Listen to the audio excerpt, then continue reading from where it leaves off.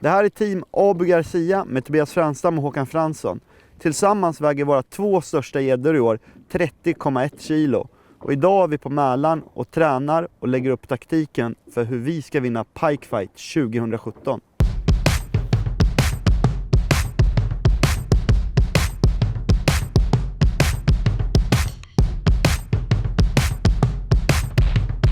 Där då! Det är en bättre fisk. Bättre fisk.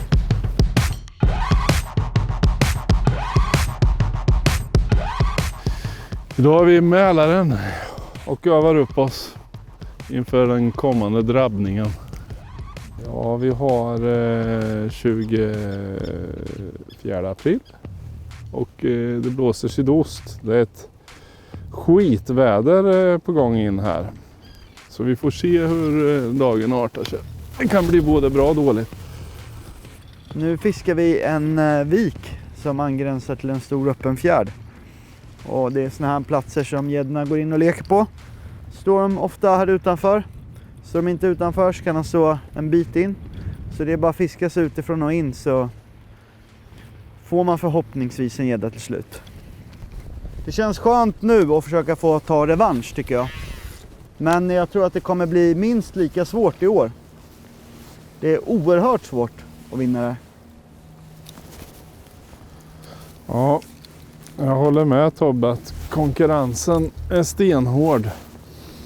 Och det är många som kan de här vattnen, gamla rävar som har varit med.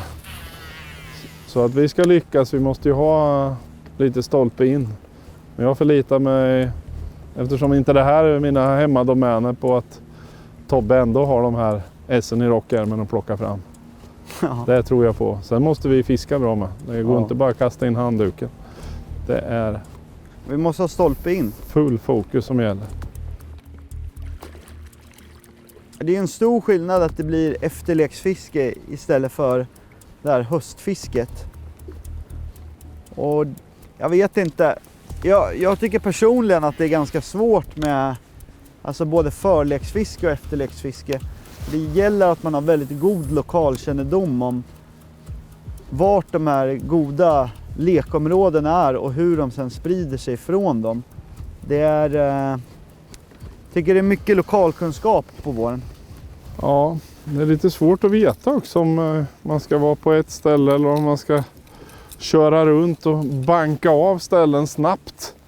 Ja. För att konstatera om det är fisk eller om man ska stanna vid en lokal man verkligen tror på. Det där är ju en avvägning som alla tävlingsfiskare får göra. Om jag får säga vad jag tror, så tror jag att det kommer bli ett sämre resultat i Mälaren och det kommer bli bättre resultat i skärgården på de här tävlingarna om man jämför med tidigare säsong.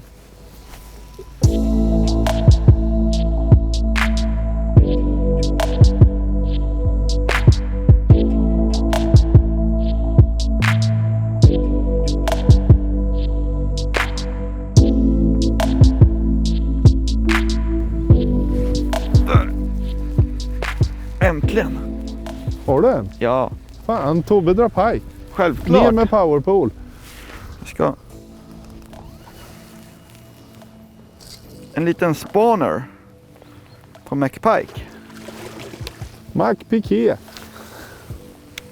Nu är det ju slutet på april och då hittar man ju ofta gäddan så här grunt och vegetationsrikt. Och när de har de här spräckta fenorna fram till exempel, då är det för att de har varit inne och lekt i vassen. Och här ser man att det här är en liten hane. Du har en väldigt liten könsöppning som är, ja, den är inte så svulstig. Honas är mycket svulstigare. Man ser att den är lekskadad på stjärten också. Så här är en liten efterleksgädda som står inne. Och tog inne i gräset på en liten McPike. Och de flesta som känner mig, de vet ju att det är alltid tånglaken som sitter på. Funkar alltid. Släpper du den där? Nice. Fiskar man mycket där vegetation, då är det ju offset-krok utmärkt. Och man kan egentligen ta vilken jigg som helst. Och det som jag ofta gör, det är att jag bara skär en skåra i buken. Så att när gäddan hugger så ska kroken lätt kunna komma upp. Så jag kan kroka den. Så man kan ta vilken offset-krok som helst. Fungerar jättebra.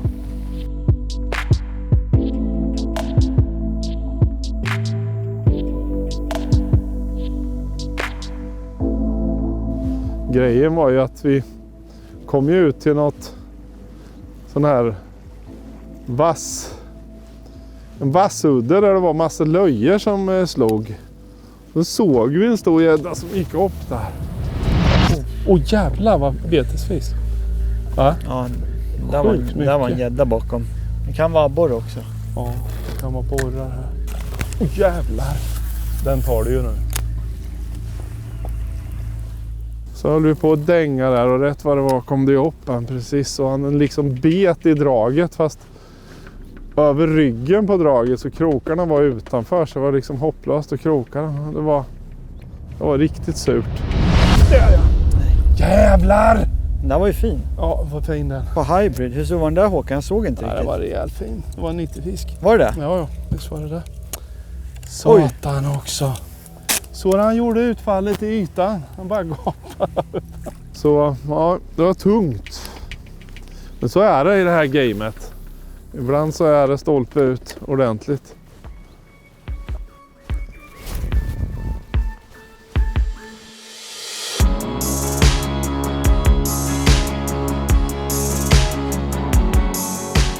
Det här är Sibyl on the spoon. Ett skeddrag.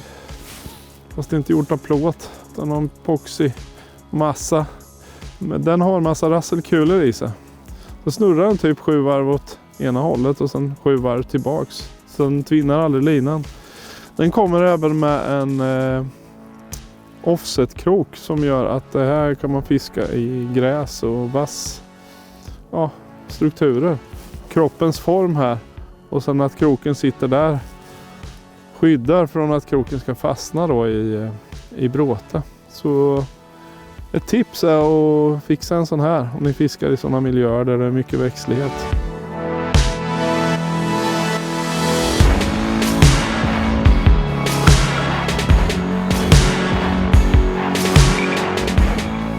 Där hade jag en.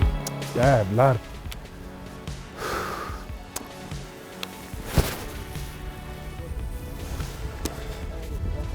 Ska jag ta den nu.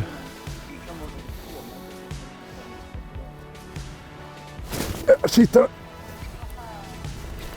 Nej! Håkan tappade en gädda. Jag var tyst för kameran rulla. Jag sa att mamma skämtade. Vi hörs sen, gumman. Hejdå. Ja.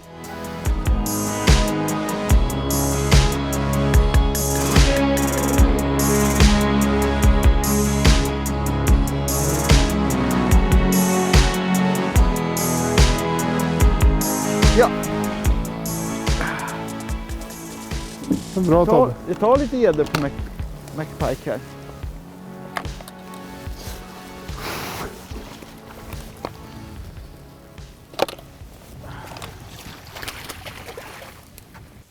Oj, den här gäddan har en jätteovanlig sjukdom som jag faktiskt inte kommer ihåg vad den heter. Men den har de här vita fläckarna på sig. Det är jätteovanligt att man får en gädda som ser ut så här. Men här har vi en liten hona.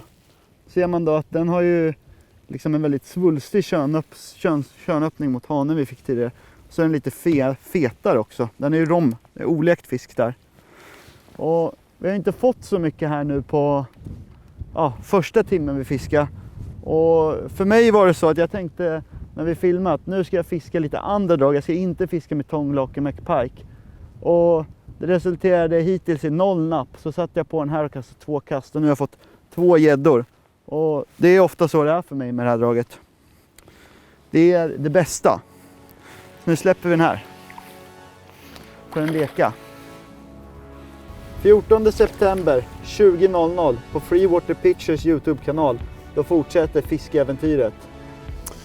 Och då kommer vi att släppa den här snipbalgen och ge oss ut och försöka fånga lite grova madamer. Så stay tuned. Där då! Bra Håkan. Det är en bättre fisk.